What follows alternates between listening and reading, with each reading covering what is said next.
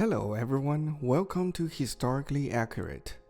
Many cultures have their own heroes, such as Robin Hood of Britain, Miyamoto Musashi of Japan, Zorro of Spain, and the superheroes of Marvel and DC in the United States. Some of these heroes are real, while others are fictional. China is no exception.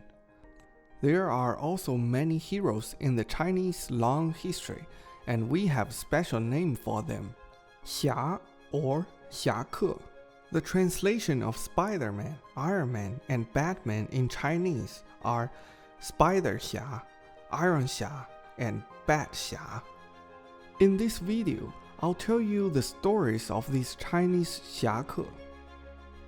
The prototype of xiake originated from the Spring and Autumn period and the Warring States period.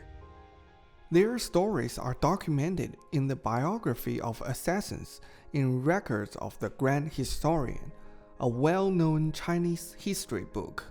There is the story of an assassin named Yu Rang.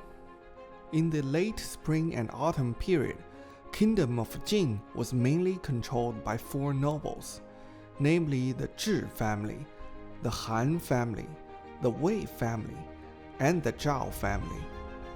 Among them, the most powerful family, the Zhi family, which was led by the leader Zhi Yao, united Han and Wei to siege the Zhao family. However, Zhao Xiangzi, the leader of the Zhao family, persuaded Han and Wei to turn against the Zhi family, that in turn eliminated the Zhi family. Soon after, Zhao, Wei, and Han divided Kingdom of Jin. Zhao Xiangzi's family was almost wiped out by the Zhi family, so he hated Zhi Yao deeply and used the skull of Zhi Yao as a drinking cup. This behavior completely angered a former retainer of Zhi Yao, Yu Rang. Yu Rang said a famous sentence: "A gentleman dies for the person who values and trusts him, and a lady dresses up for the person who loves her. I must avenge Zhi Yao." So Yu Rang took a sharp blade and became a servant in the mansion of Zhao Xiangzi. But he was arrested for his exposure before he found a chance to assassinate. Zhao Xiangzi was also a strange person. After seeing Yu Rang, he said, "The Zhi family has been eliminated, but he is still willing to take revenge for his old master. He is really loyal. I will stay away from him in the future."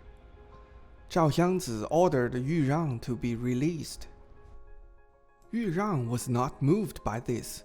He plans to assassinate Zhao Xiangzi on the street next time. In order to prevent acquaintances from recognizing him, he covered his body with raw lacquer to create scars and sores, shaved his beard and eyebrows, and swallowed burning charcoal to change his voice. Then he pretended to be a beggar and begged on the street every day. Even his wife could not recognize him. A friend of Yu Rang knew his personality very well and still recognized him on the street. The friend cried and tried to persuade him to choose other methods. "You have many abilities and you can serve Zhao family. They will trust you. Then you can easily do what you plan to do. Why did you destroy yourself like this?" Yu Rang answered, "Because I'm the family minister of Zhi Yao. I want to revenge him. It shows faithfulness. But if I serve Zhao Xiangzi and kill him then, I'm not a faithful person any longer." One day, Zhao Xiangzi went out and made his way over the bridge. His horse was suddenly startled. Zhao Xiangzi realized that it was likely that Yu Rang was going to stab him, so he ordered his warriors to go under the bridge to search and arrested Yu Rang. Zhao Xiangzi asked Yu Rang, "You have served another two masters before the Zhi family, and they were all destroyed by Zhi Yao. Why don't you avenge your previous two masters, but Zhi Yao?" Yu Rang said, "Those two treated me like ordinary people, so I treated them like ordinary people. But Zhiyao treated me like a statesman. Then I will repay him like a statesman. Zhao Xiangzi was touched by Yu Rang's answer, but felt it was enough that he had already released him one time.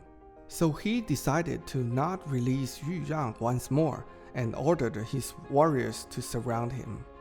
Yu Rang also understood this, so he made a request to Zhao Xiangzi. He asked for cutting the robe of Zhao Xiangzi to symbolically represent his assassination. Zhao Xiangzi readily agreed to this request and gave his robe to Yu Rang. Yu Rang stabbed the robe 3 times, crying to heaven and saying, "I have repaid Zhiyao."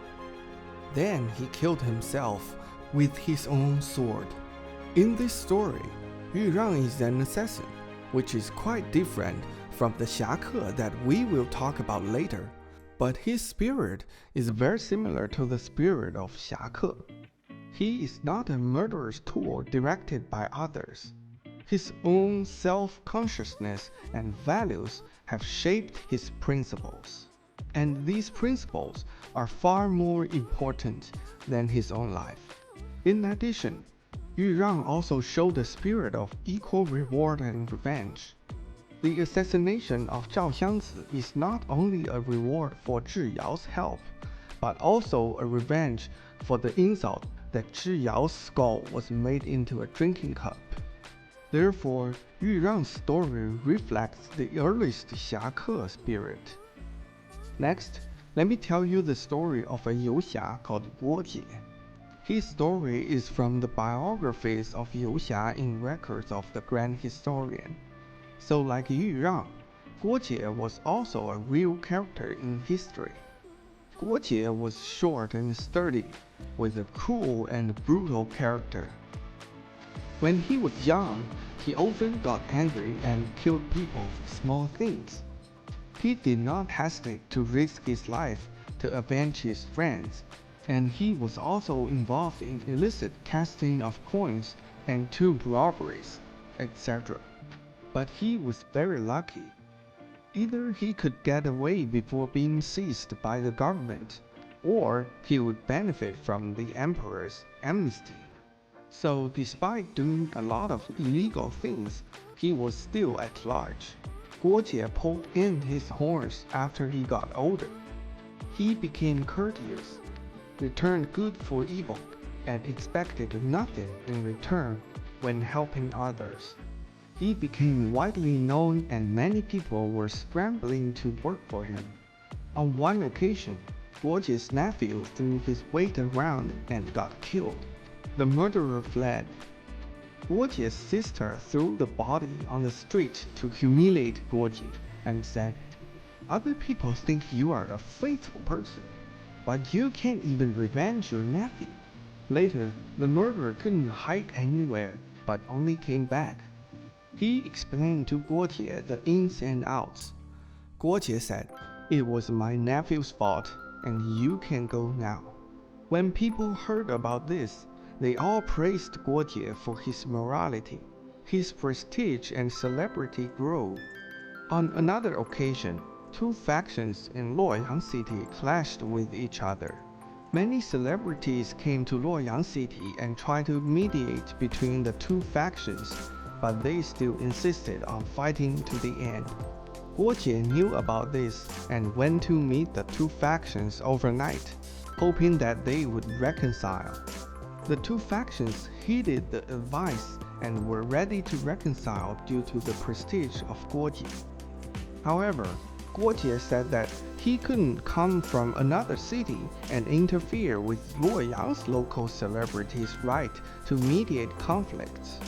So he told them not to reconcile for the time being, but to agree to Luoyang's local celebrities' advice for mediation after he secretly left Luoyang.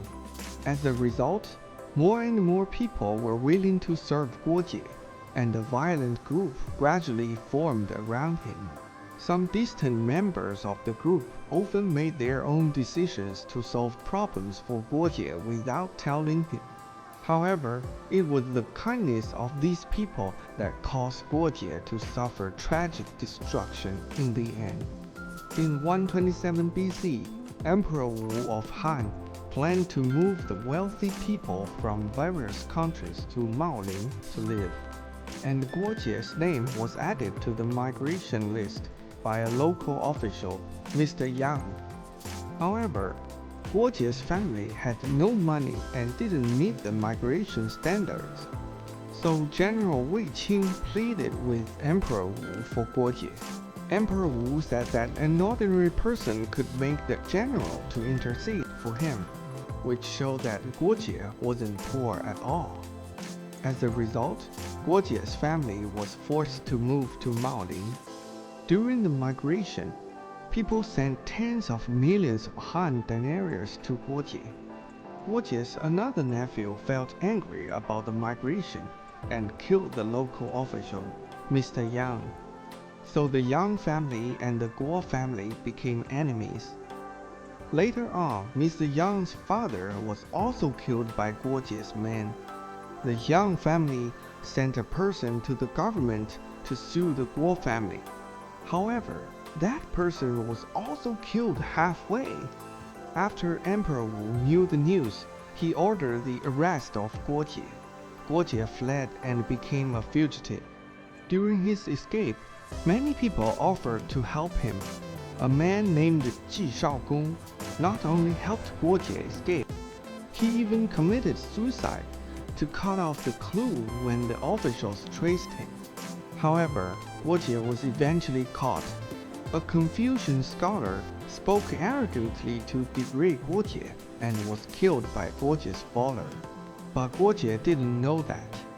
Gong Sun Hong, the official of the imperial palace, said that Guo Jie, as a civilian, played politics which led to the death of several people, and he didn't even know it. This was even more serious than killing those people by himself. As a result, Emperor Wu followed his advice and ordered the killing of Guo Jie's family. Guo Jie's story is immediately reminiscent of The Godfather. Unlike assassins who fight alone, they have formed violent groups with great power. These violent groups are actually the predecessor of concepts such as schools of martial arts and jianghu. Such groups are separated from the normal society, and the laws don't restrict them. They must be credible within and between groups, and have their own set of principles. The two historical figures that we talked about today, Rang and Guo Jie, are not the heroes or xiake in the true sense that we agree with. But from them, we can already see the embryo of xiake, faction, and jianghu. Since then, Chinese wuxia literature had been developed based on these elements. In future videos, I will gradually let you know about China's colorful wuxia world.